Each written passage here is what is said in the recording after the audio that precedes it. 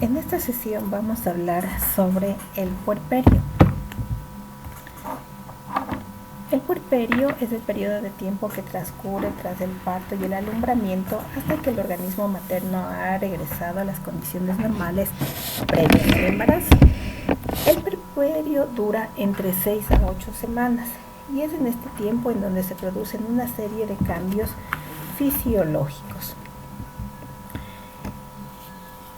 La definición de puerperio según la OMS es el periodo en el que se producen transformaciones progresivas de orden anatómico y funcional que hacen regresar paulatinamente todas las modificaciones gravídicas anteriores, y esto se logra mediante un proceso involutivo que tiene como fin restituir estas modificaciones a su estado pregravídico. Existen tres periodos durante el puerperio y los vamos a definir de esta manera. El puerperio inmediato. El puerperio inmediato corresponde a las primeras 24 horas posparto, siendo las 2 primeras horas durante las cuales el útero consigue la homeostasis definitiva y por tanto debe haber mayor riesgo de hemorragia. Luego viene el puerperio mediato, o llamado también puerperio clínico. El puerperio mediato clínico dura de 5 a 7 días. Durante esta fase se producen los cambios involutivos más importantes. Y finalmente está el puerperio tardío, que dura entre el 8º día hasta el final del periodo, que son en total 42 días. Vamos a ver algunas características del puerperio. En un puerperio normal, lo primero que vamos a encontrar son las modificaciones anatomofisiológicas, y dentro de esas, las más importantes y las que tenemos que estar en mayor atención son aquellas que se producen en el útero. Así, vamos a encontrar una involución del cuerpo uterino. Esto sucede inmediatamente después de la expulsión de la placenta. El fondo del útero es contraído y se ubica casi a nivel de la cicatriz umbilical. Consta básicamente el útero de miometro que está cubierto de serosa y revestido de la decidua basal y tiene un aspecto isquémico. Ustedes en la figura pueden observar cómo el útero durante el primer día se encuentra, o durante las 2 primeras horas del parto se encuentra sobre la cicatriz umbilical.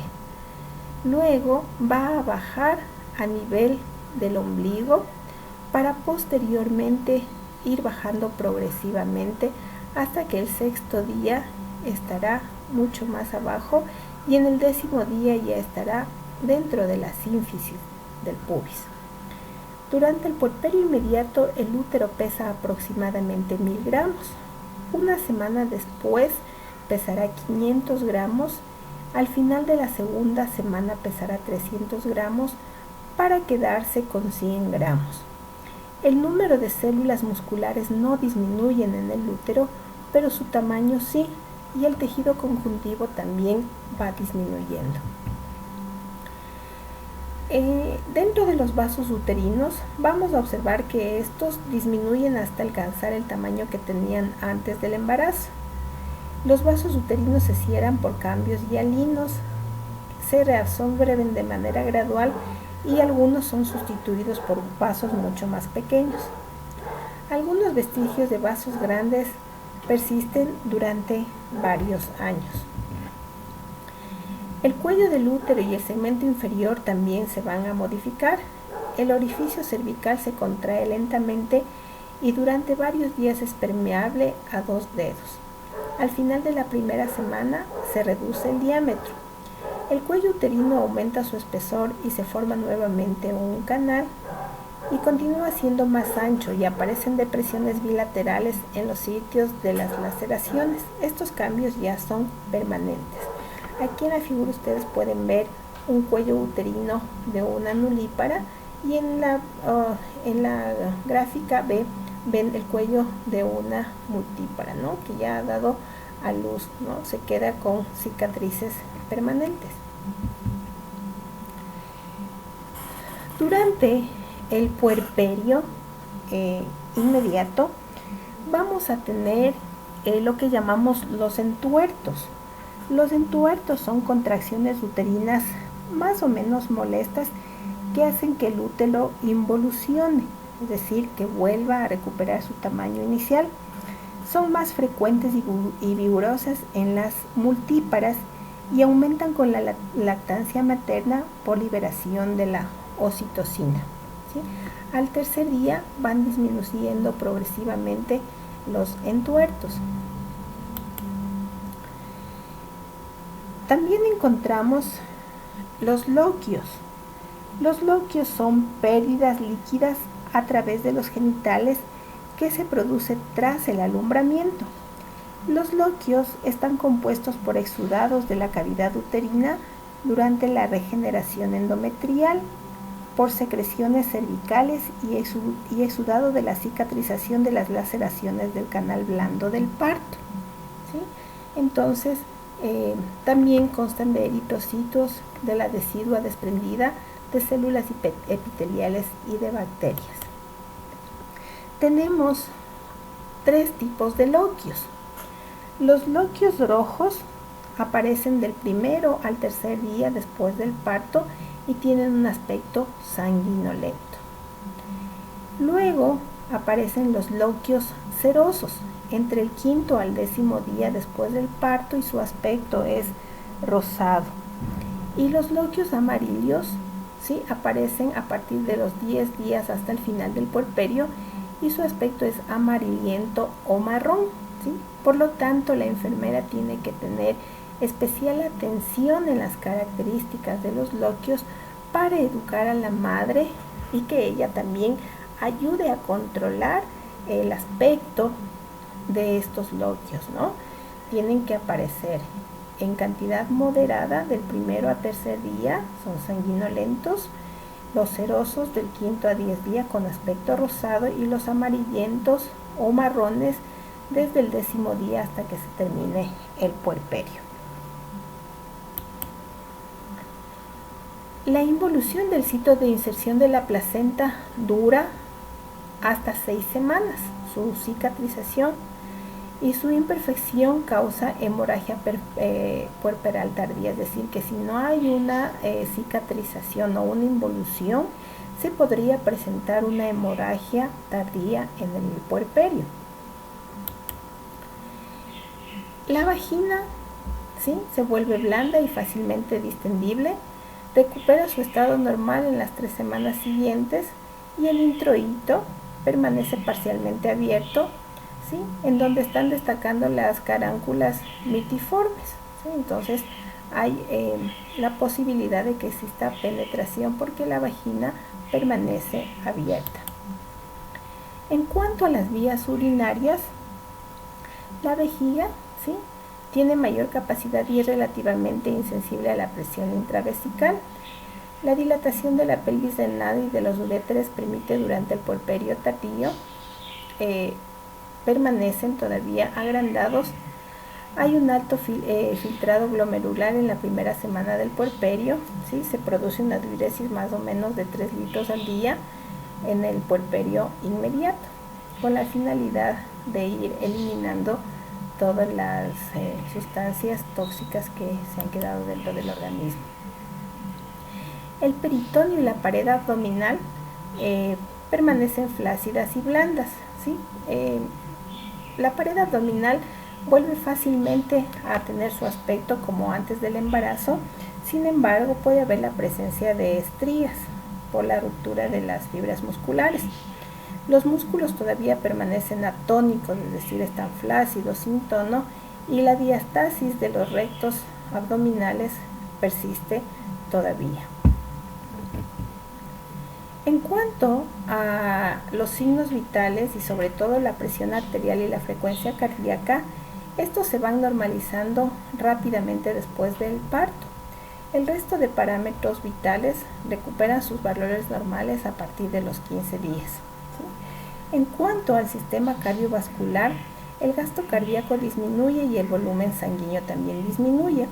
El hematocrito y la hemoglobina vuelven a sus valores normales y los leucocitos se normalizan en la primera semana, mientras que las plaquetas aumentan en los primeros días del puerperio, restituyéndose de esta forma la función cardíaca y vascular. En cuanto al aparato digestivo, se va normalizando el peristaltismo intestinal, se mejora el estreñimiento, facilitando o mejorando las hemorroides. Puede presentarse dolor de la episiotomía y también molestias por la analgesia producidas por el parto. En cuanto al aparato respiratorio,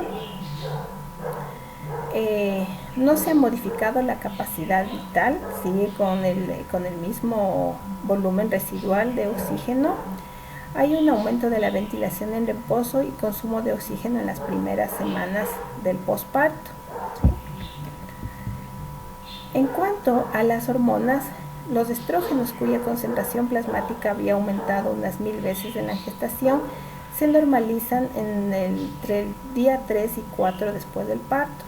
La progesterona se normaliza a los 10 días y la gonadotropina y el lactógeno placentario son indetectables entre los 8 y 10 días después del parto. La hormona tiroide y el cortisol vuelven a ser normales entre el sexto y el octavo día, es decir, que el sistema hormonal empieza a regularizarse a partir del tercer o cuarto día para seguir produciendo las hormonas como antes del embarazo. En cuanto a la ingurgitación mamaria, las mamas aumentan su tamaño y su temperatura. Esto va seguido de una reacción febril en la madre en el puerperio inmediato, que no puede superar los 38 grados centígrados ni puede ser más prolongada que 24 horas, ¿no? La ingurgitación se debe a la gran vasodilatación producida en los vasos mamarios y en los conductos linfáticos que se llenan de sangre entre el segundo y el cuarto día después del parto. El calostro, que ya sabemos es la sustancia secretada a través del pezón que es rica en minerales, en proteínas e inmunoglobulinas y pobre en lactosa y ácidos grasos. Su producción dura aproximadamente durante los 5 primeros días después del parto. Como ya saben ustedes también, las hormonas que intervienen en la lactancia y siguen actuando después del parto durante la fase del puerperio, está la prolactina, que favorece la producción de leche que se queda en el alveolo mamario, y la oxitocina, que produce eyección de leche estimulada por la succión del niño.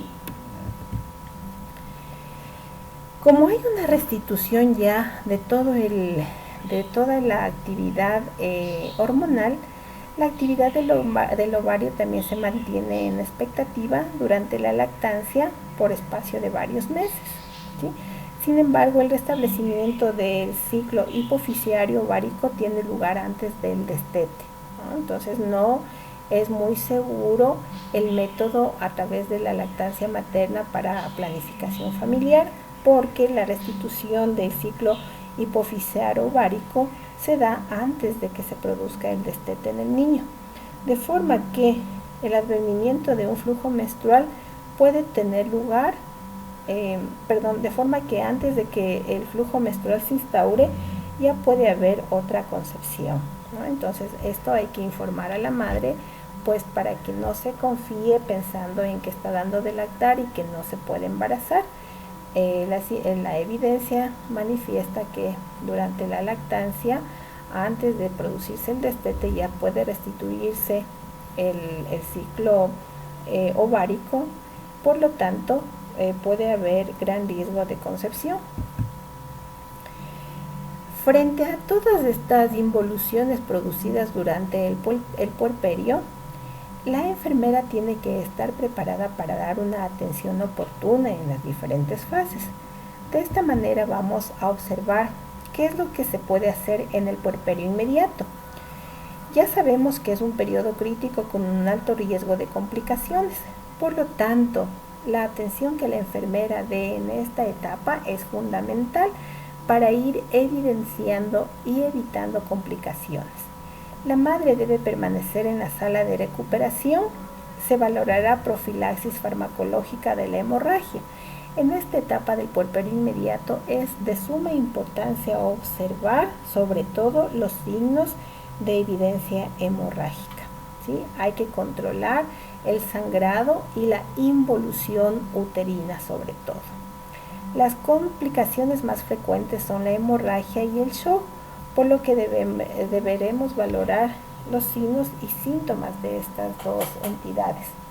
Una vez que la mujer es estabilizada, pasa a la sala de hospitalización general.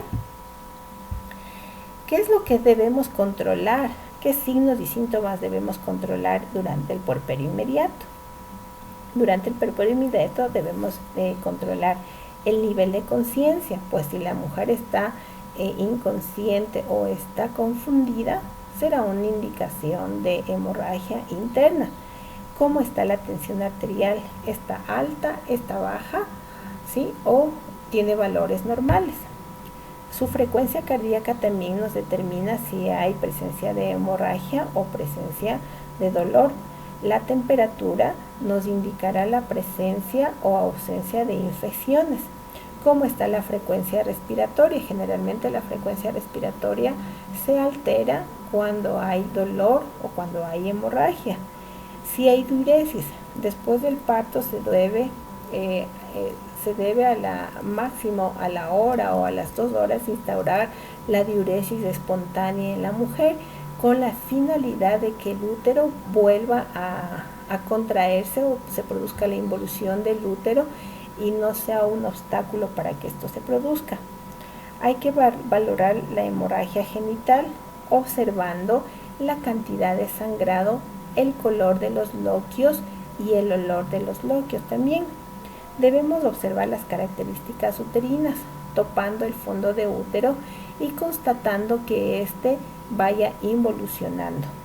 Y además, si es que la mujer ha tenido una episiotomía, deberemos revisar cómo está la episiotomía, está bien suturada, hay dolor, hay sangrado o están sus bordes dehiscentes o separados.